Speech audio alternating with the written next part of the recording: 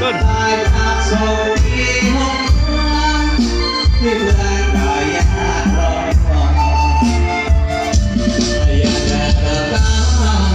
แย่เมื่อก็เมื่อละวีแค่อยากจะร่วมกันนี้อยากเมื่อก็เมื่อกันเพื่อจะขอทางไม่ได้คนแพ้อย่างนั้นสัญญารักเกิน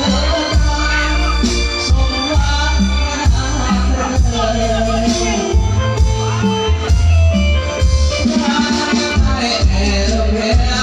ยิ้มนะแม่ยิ้มเบื่อเลยว่ายิ้มไม่ได้เลยจบก็ส่งบอกกินเบียร์ อยากจะบอกแก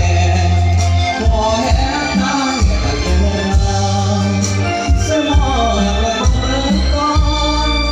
เรียนมองไปบนแค่แหล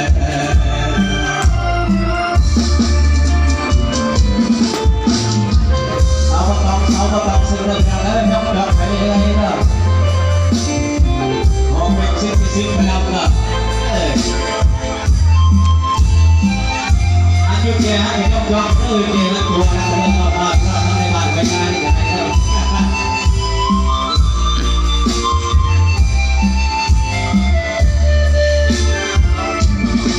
แต่ละการแย่เมื่อก็เมื่อดีแค่อยากจะร่วมกันนี้ เม่งเอา แค่ เม่ง เมื่อก็เมื่